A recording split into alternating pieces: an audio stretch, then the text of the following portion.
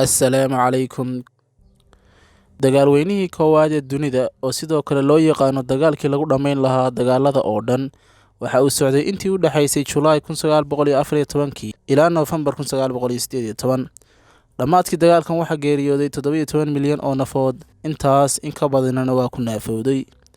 Inkastoo sababaha dagaalku ay yihiin kuwo aad u fara badan ahna sidoo kale kuwo kakan oo ilaa hadda laga doodo, hase yeeshee waxaynu soo qaadanaynaa kuwa ugu caansan ee ka dambeeyay qaraxa dagaalkan. Ku soo dhawow kanaalka Kobciye, fadlan ha ilaawin inaad subscribe nagu kaalmaysid, sidoo kalena aad daartid gambaleelka digniinta.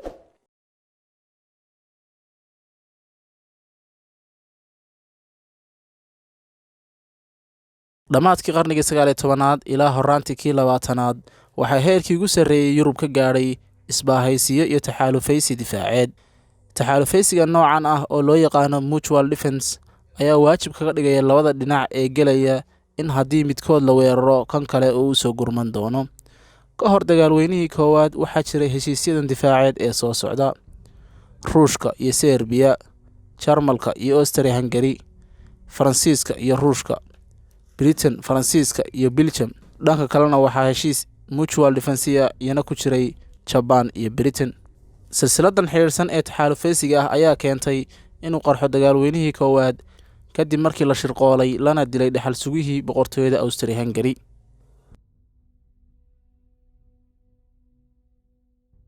Dhulbaabku waxa uu ahaa mid ay aad ugu tartamayeen quwadihii reer Yurub ee xilligaasi. Ka hor qaraxii dagaalkii koowaad, dhowr waddan oo reer Yurub ah ayaa ku tartamayay sidii ay u gumaysan lahaayeen qaybo ka mid a qaaradaha Afrika iyo Aasiya, taasoo ka dhigtay meelo lagu hardamo.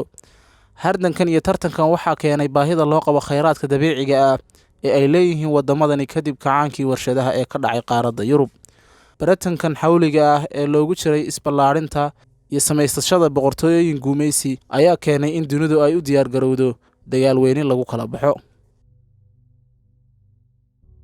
Markii uu bilowday qarnigii 20aad, tartan military ayaa bilowday oo ay ugu horreyso tirada maraakiibta ah ee waddan waliba haysto iyo kororka xawliga ah ee uu ku socday badashada ciidamadooda. Waddamadu waxay bilaabeen inay tababaraan dhalinyaro fara badan si ay ugu diyaargaroobaan dagaal. Maraakiibta dagaalka ayaa laftigooda tiradooda xajmiga midkiiba la egyahay tirada qoryaha ku rakiban, xawaaraha ay ku soconayaan intuba ay siyaadeen. Sanadkii 1914 boqortooyadii Jarmalku waxay haysatay ku dhowaad 100 markab oo dagaal iyo 2 milyan oo ciidan tababaran ah. Britain iyo Germany ayaa labaduba heerkii ugu sarreeyay gaarsiiyey tartankooda dhanka maraakiibta dagaalka ah. Dhanka kale, tartanka military ayaa keenay in boqortooyooyinkii Ruushka iyo Jarmalkuba ay siyaasadooda saameyn weyn ku yeelato. Kororkan dhanka hubka iyo ciidamada ah ayaa ugu dambeyntii keenay dagaal aan laga fursan karin.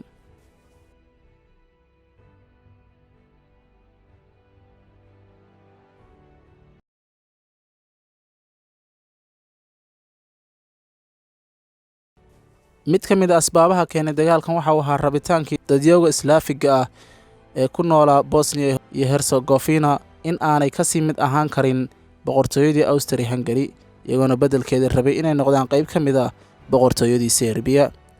Arrinkan ayaa si khaas ah u keenay dilkii dhaxal sugihii Austria-Hungary kaasoo lagu magacaabi jiray Archduke Ferdinand, taasoo ahayd dhacdadii lama huraanka ka dhigtay bilowgii dagaalka koowaad. Haddaynuse si guud u eegno, qowmiyadnimada iyo iscasabaysigu waxa uu ka jiray dalal fara badan oo reer Yurub ah oo mid waliba isu arkayay kan qowmiyaddiisu ugu sidato. Tani waxay sidoo kale keentay in dagaalka si fudud lagu kala bixi waayo, maadaama uu mid waliba aaminsanaa inuu kan kale ka fiican yahay.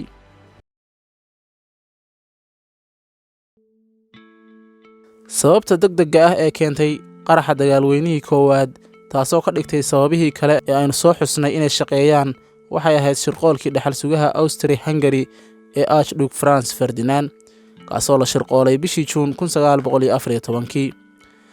Koox Serbiyaan argagixiso qowmi ah oo lagu magacaabi jiray The Black Hand ama gacanta madow ayaa koox u dirtay inay soo shirqoolaan oo ka takhalusaan dhaxal sugaha. Iskudaygoodii koowaad wuu guuldaraystay kadib markii darawalkii gaadhiga ku waday dhaxal sugaha iyo xaaskiisu uu ka leexday bumbagacmeed lagu soo tuuray gaadhigooda. Balse goor dambe oo isla maalinkaas ah ayaa nin dhalinyaro ah oo lagu magacaabi jiray Gavrilo Princip uu toogtay dhaxal sugaha iyo xaaskiisa kuwaasoo markaa gaadhigooda saarnaa marayeyna magaalada Sarajevo oo markaasi ka tirsaneyd boqortooyadii Austria-Hungary. Dilkan ayaa ahaa mid lagu muujinayo diidmada iyo mucaaradida haysashada Austria ay haysato gobolka Bosnia iyo Herzegovina. Dilkan ka bacdi Austria-Hungary waxa ay ku dhawaaqday dagaal ka dhan ah Serbiya. intaasi ka bacdi Ruushka oo taxaaluf la ahaa Serbiya ayaa dhankiisa ku dhawaaqay dagaal ka dhan ah Austria-Hungary. isla markiiba waxayna dagaal Ruushka ka dhan ah ku dhawaaqday boqortooyadii Jarmalka oo yana taxaaluf difaaceed kula jirtay boqortooyadii Austria-Hungary. ugu dambeyntii tani waxay keentay in waddan waliba uu dagaalka ka galo dhanka kii uu xaliifka la ahaa ee uu heshiiska kula jiray.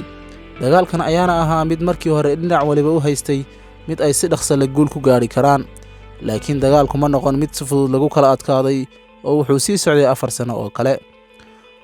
waad ku mahadsan tahay daawashada muuqaalkan. fadlan ha ilaawin inaad like saartid muuqaalkan, sidoo kalena subscribe ka caawisid channelka adoo sidoo kalena daaraya gambaleelka digniinta. fi amaanillah.